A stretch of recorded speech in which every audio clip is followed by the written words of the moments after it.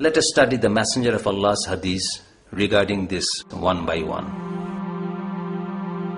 To help his people understand the speed of the Dajjal, the Messenger of Allah has said, it will be very fast, like the clouds driven by the winds.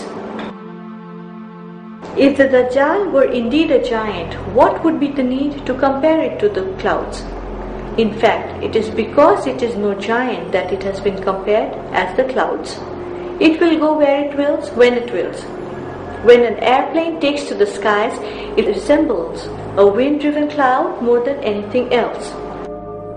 For this reason, the Messenger of Allah used the analogy of a wind-driven cloud to make his Sahabis, his companions, understand the speed with which the Dajjal would travel. For his companions to understand the concept of an airplane flying in the skies was next to impossible. Therefore, he did so through an allegorical reference. Is it still logical to deny that the Judeo-Christian civilization is not the Dajjal described? In another hadith, the Dajjal will travel around the world in as much time as needed to say the Jummah prayers. The typical concept about the Dajjal is that of a huge giant whose mount has one foot in the east and the other in the west. If that were indeed true, it would take just about a minute to move around the world one time. It would most definitely not take 90 to 95 minutes. On the other hand, if we accept the Judeo-Christian civilization as the Dajjal, this becomes true because an artificial satellite placed in orbit around the world takes about 90 to 95 minutes to complete an orbit, more or less the same time as is needed to prepare for Jummah and attend it. The example cited by the Messenger of Allah regarding the Dajjal's speed is exactly matched by that of the satellite created by the Judeo-Christian civilization. Is it still justified to reject that the Judeo-Christian civilization is the Dajjal? Let us present another example to clear this. 2 centuries back, when Jules Verne wrote his famous book Around the World in 80 Days, it was the subject of immense speculation as to how it was possible to travel around the world in only 80 days. Yet, in only 100 years, it was a reality, and today it takes less than 80 hours. Can we imagine then what a fantastic idea it would have been to illiterate Arabs of 1400 years ago to hear that it would take only 90 minutes to go around the world once? This allegory was used by the Messenger of Allah to convey the speed and might of the Dajjal to his companions. In one hadith, the Messenger of Allah has said, the Dajjal will bring under its subjugation all the land and waters of the world within its might, strength and influence.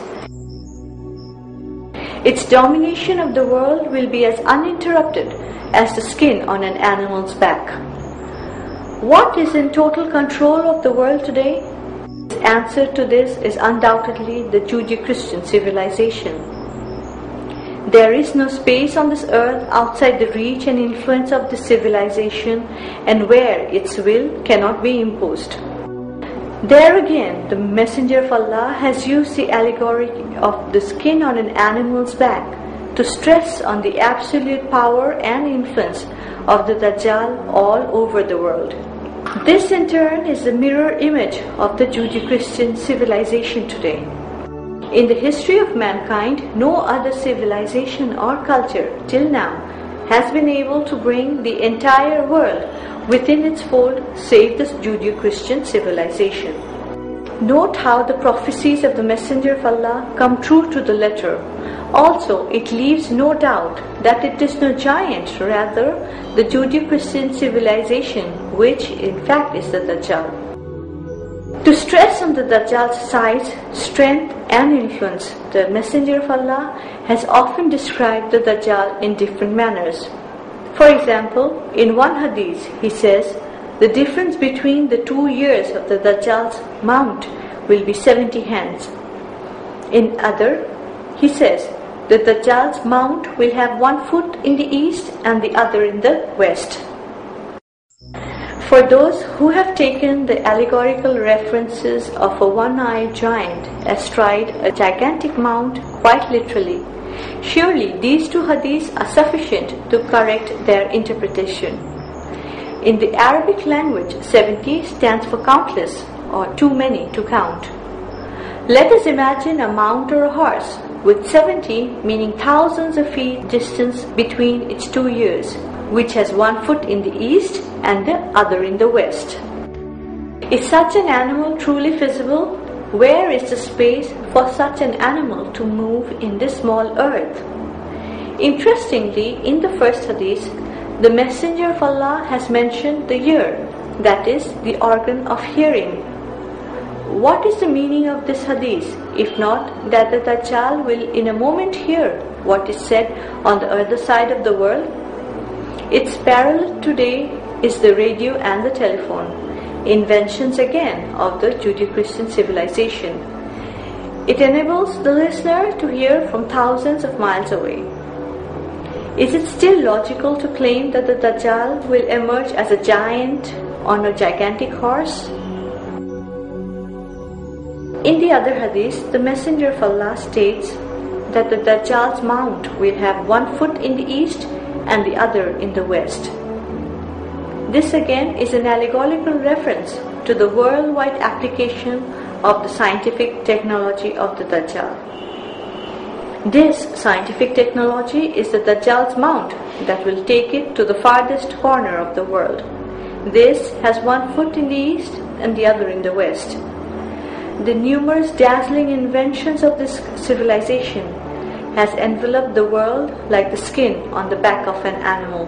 This is what the Messenger of Allah tried to make his companions understand through series of allegorical references. To ensure that his ummah, his people of the future, recognize the Dajjal, the Messenger of Allah has left another series of hadiths which help us to easily identify it. For example, the Messenger has said that the Dajjal will be able to hear and see what is happening on the other side of the world. It is easily ascertained that this hadith refers to information technology over the last decades. Information technology has developed so rapidly that this era is referred to as the age of information technology. Also, it does not come to anyone as a surprise that this technology is the invention of the Judeo-Christian civilization. Use of this source, namely internet and television, enables people to hear and see what happens on the other side of the world. A satellite also lets us focus on any particular place on the earth.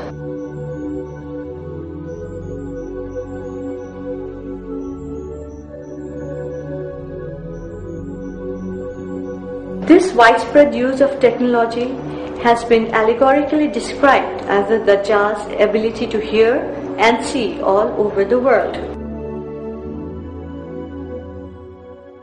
In another hadith, the Messenger of Allah has said that the Dajjal will have huge amounts of wealth from which it will give to whom it wills. Those who oppose it will not be given any share from it.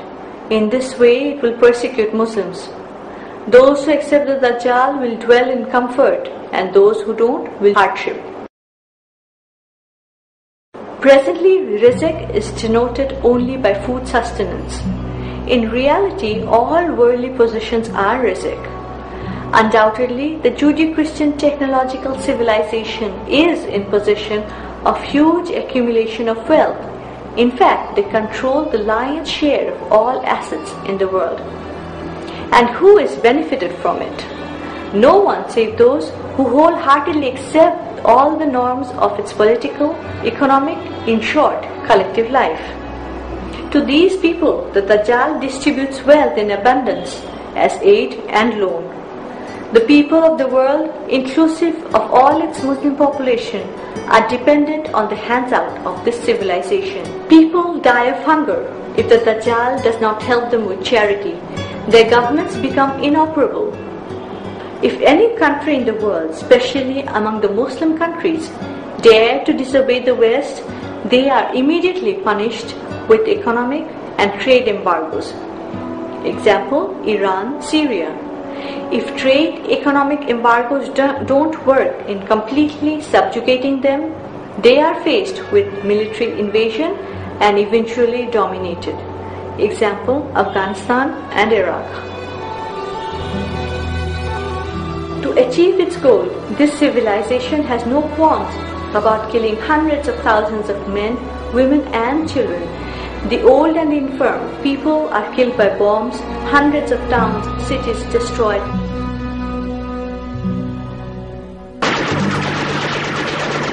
Numerous Muslims have been hanged. They do not think the inhumane torture of Muslim suspects is violation of human rights or unjust. During this process, they have not even hesitated to rape hundreds of thousands of Muslim women. All these crimes against humanity are not considered inhumane. It is all very neatly labeled as collateral damage. For these reasons, the Messenger of Allah has foretold that the Dajjal will cause great misery to Muslims, and see how accurately his words have come true. After all this proof, is it still logical to await the Dajjal as a huge giant? Another hadith is put forward in this regard. The Messenger of Allah has said that the Dajjal will declare to be the Rabb or sustainer of mankind and force them to accept it as their provider. What would it mean to claim to be the sustainer, Rabb of mankind? It means it will prevail upon man to shun the orders of Allah and instead obey it. The claim of the Judeo-Christian civilization is the same thing. This superpower stresses upon mankind to accept it as its Rabb or sustainer, to obey all its orders. The principle of this system is that the sovereignty of the Maker is outdated, therefore obsolete. So, to become progressive and productive societies, it is imperative to adhere to the Dajjal's system. In the personal level, the Dajjal holds no objection to anyone's religious beliefs. It has no issue with Muslims wearing beards and visiting the mosque 5 times daily. It does not object to the Christian wearing a cross around his neck or visiting the church regularly. A Buddhist clad in saffron robes and sitting in meditation in front of the Buddha's statue does not irk the Dajjal. The Hindu is not barred from wearing sandal and vermilion marks on his forehead and going to the temple to offer his prayers. Nor does the Dajjal object to the Jews wearing the Star of David or going to the synagogue. But none is allowed to disobey the Dajjal in the national collective life. No one is allowed to establish and maintain the collective national issues prescribed by their religions. Here, most definitely, must the Dajjal's word go. The age-old traditions prescribed by religions the world over are obsolete in today's scientific world. So, in the collective national and social lives of people, the word of the Dajjal is the most appropriate one. If the Dajjal is obeyed, in return it fulfills people's needs as sustainer, the Rabb. In a hadith, the Messenger of Allah has stated the Dajjal will be in possession of 2 situations similar to Jahannam and Jannah.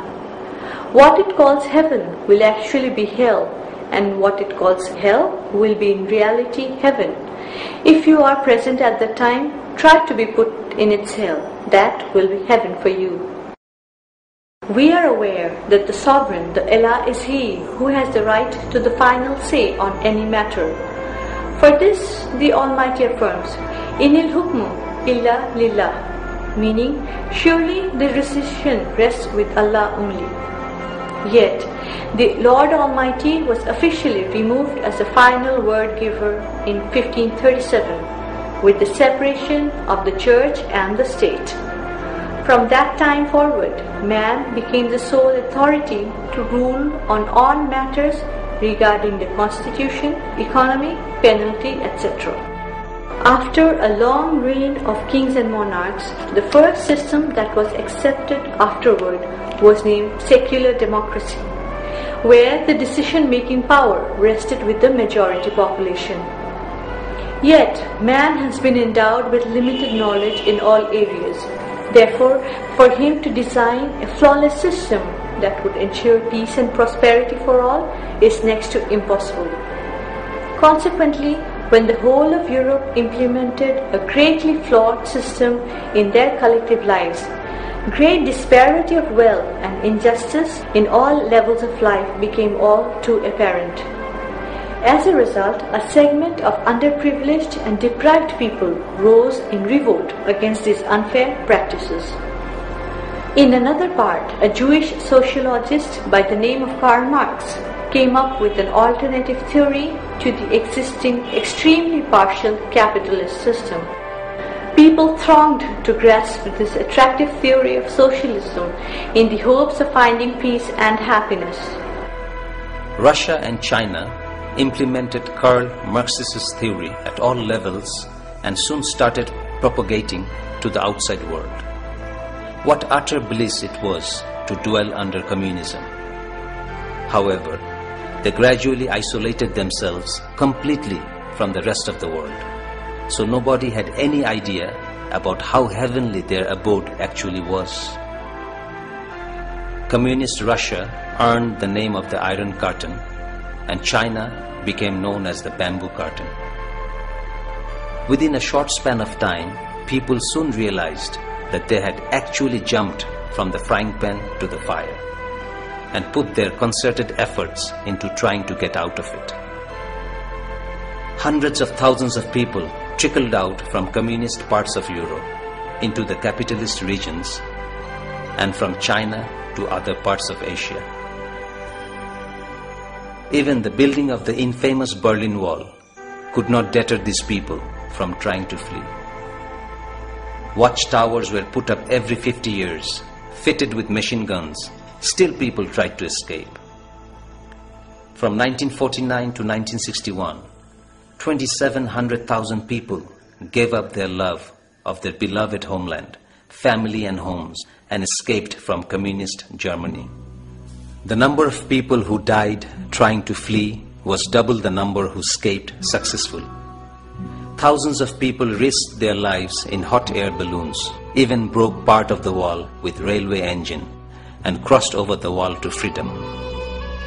Thousands have drowned trying to cross the channel from China to Hong Kong.